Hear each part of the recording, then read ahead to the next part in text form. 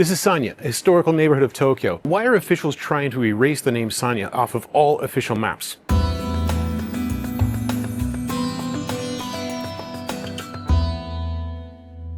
That's what we're exploring today. Sanya sits in the Taito and Arakawa wards of Tokyo, just south of the Namidabashi intersection along Yoshinodori.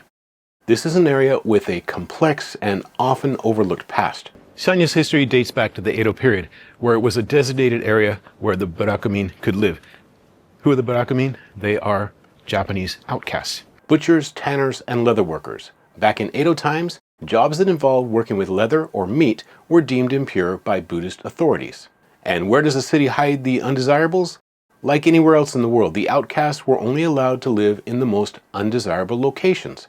In Tokyo, they were forced to live in peripheral areas near the execution grounds, or the Yoshiwara red light district. This just reinforced its status as a place for society's undesirables. How did they live? Cheap houses known as kichinyado emerged to accommodate these workers. The area became known for low-cost housing.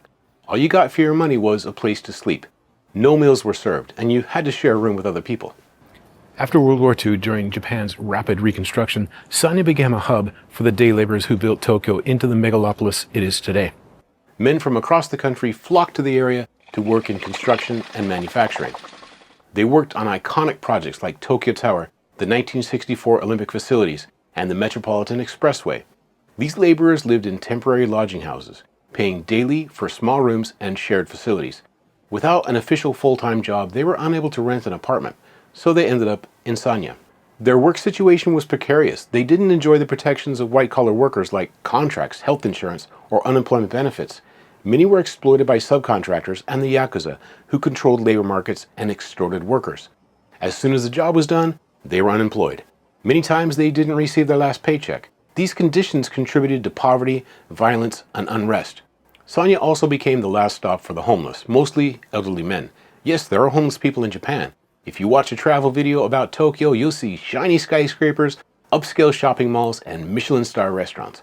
You rarely get a glimpse into forgotten people like the homeless, and you'll never hear about the Johatsu. Who are the Johatsu? Johatsu in Japanese means literally evaporate.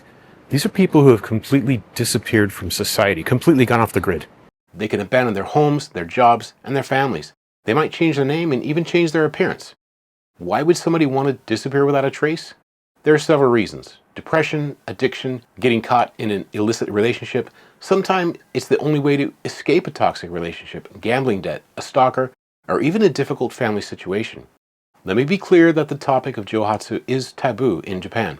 And even though it's something you should never bring up in conversation, it's prevalent enough that there are services who help people vanish without a trace. The 1960s saw significant unrest in Sanya, with clashes between laborers, Yakuza, and authorities. Anti-war and anti-emperor sentiments were visible in the district's billboards and signs, reflecting its rebellious undercurrent. In 1966, the government renamed the area, took the name Sanya off of all official maps. This was an attempt to distance Tokyo from the area's stigma as a slum associated with poverty and crime. Despite this, locals still use the name, preserving its identity. Just another way to give a middle finger to the establishment. No matter what you put on the map, we'll still call it Sanya. But a dark chapter occurred in the 1980s with the assassination of two filmmakers, Sato Mitsuo and Yamaoka Kyoichi. They were producing a documentary called Sanya, Attack to Attack. The film exposed the exploitation of day laborers by the Yakuza, and the filmmakers' murders, allegedly by members of the Kokusui Kai Yakuza group, only served to underscore the area's dangerous underbelly. As a reminder of this, when I first arrived in Sanya, an ambulance rolled up. There was a man passed out on the sidewalk in front of the station. I'm not sure if it was heat exhaustion, it was a very hot day, or maybe he had a health issue. But the residents around here almost didn't seem to notice. It's almost as if it was a daily occurrence. The 1990s saw significant unrest in Sanya between the people who lived here, the Yakuza, and the authorities. Demand for manual labor decreased as a result of automation and economic shifts. Many of Sanya's laborers, now in their 60s and 70s, could no longer work and survived on minimal pensions or welfare. The area's lodging houses transitioned into de facto retirement homes for these men, many of whom too faced complete social isolation. To further compound the problem, the 23 wards of Tokyo temporarily entrusted their homeless populations to Sanya in 1996.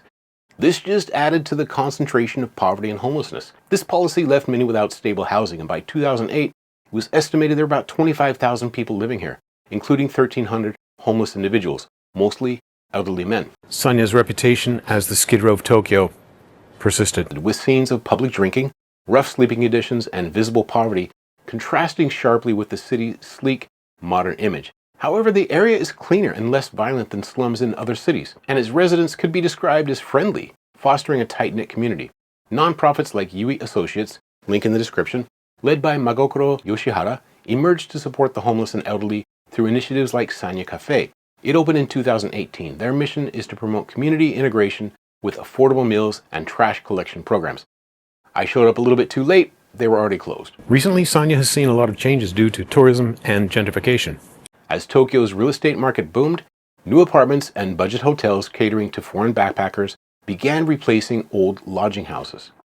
The area's affordability and proximity to attractions like Asakusa's Sensoji Temple and Tokyo Skytree made it a draw for tourists who often stayed in converted kitchen-yado without fully understanding the area's history. They were just looking for a cheap place to stay. This shift has sparked tensions as rising costs threaten to displace long-term residents, and some locals lament the loss of Sanya's gritty communal character. By 2019, the population was estimated at 1,500, mostly retired laborers, with the area's traditional shops and hostels giving way to modern developments. Now, despite gentrification, Sanya retains its unique identity. The area's culinary scene with affordable noodle shops and izakayas reflect its working-class roots. Community efforts like Yui Associates aim to preserve this spirit. The nearby Yoshiwara district, now part of Taito Ward Senzoku, continues to operate as a soapland area, maintaining historical ties to Sanya's marginalized past. The name Sanya persists in local usage, on outdated maps, and in places like this. I noticed this as I was walking around. Sanya's reputation as a tourist spot has raised some ethical considerations. Some criticize photographers and visitors for treating the area as a slum tour, capturing images of residents without consent. Locals, however, often emphasize the community's warmth and resilience, urging visitors to approach with respect. This is where real people live. While I was walking around with my camera, a man sitting on the side of the road called out to me and warned me that the mosquitoes were coming out. He was surprised to learn I speak Japanese, and when I told him I was working on a video about Sanya, he was even more surprised. First of all, most Japanese don't know the name or the history of this neighborhood, mostly because nobody talks about it. But when he found out I had done my research, he opened up a little. We talked about the jobs that he'd worked on, and I mentioned my father had worked in construction. We were able to establish common ground, and that's when he asked me if I wanted to interview him. That's the only way I'd get an interview like this. He didn't want anything other than to just tell his story. He invited me to go have dinner and drinks with him and a few other guys, and I kind of felt bad I had to say no. I was a guest in his neighborhood. He was inviting me to have dinner with him. It felt surreal. I didn't tell him where I lived because I didn't want to seem like a privileged snob on a slum tour. We were just two guys having a conversation. Hi, konnichiwa. Konnichiwa. Hi, what's your name? 渡辺と申します。渡辺さんですか。よろしくお願いします。今日は時間にいただいてありがとうございました。ありがとうございます。ずっとこの近所に住んでるんですか。はい。はあ。お仕事は。お仕事？はい。タクシー運転手、タクシードライバー。お、そうなんですか。今でも。やめた。やめたんですか。リタイアっていうか。たまに、sometimes. Okay. Well, thank you very much. When I came to Sanya, I did not expect to interview anybody. In fact, I intentionally tried to keep the people who live here out of the frame of my shots. But a gentleman, said hello to me, asked me in English, "What's your name?" We started talking, struck up a conversation. "What are you doing?" I said, "Well, I'm doing a documentary on this area called Sanya." And he said, "Oh yeah, this is Sanya." And had a very friendly conversation. And then he said, "Hey, we'll see you tomorrow." And of course, I live far away, so I won't be, coming back. But really nice people. The point I wanted to make, and like I said, I did not plan on interviewing anybody or getting anybody on camera. I intentionally avoided it. But the point I was going to make is that this is not a place for a slum tour. This is not a place to run up on people and take pictures. People just want to be respected, and when you show respect, actually they show it back to you.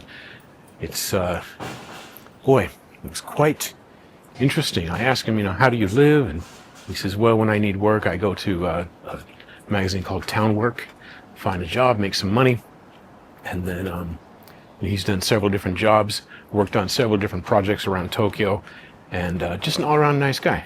And boy, I really wish I didn't live so far away. I'd like to come and say hi again, and get to know the people who live here. This is funny. I live in a really nice area of Tokyo.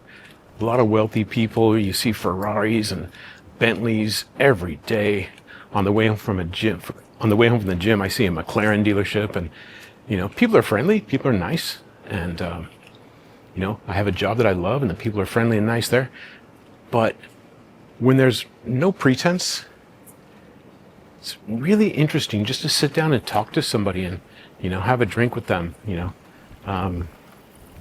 just nice people. Sanya's history reflects Tokyo's underbelly, from its Edo period origins as a haven for outcasts to its role as a labor hub and its current state of flux amid gentrification. Despite its official erasure in 1966, Sanya endures as a symbol of resilience and community for Tokyo's marginalized. Even as it adapts to new economic realities and tourism, it's a story of survival, adaptation, and quiet defiance against efforts to forget its existence.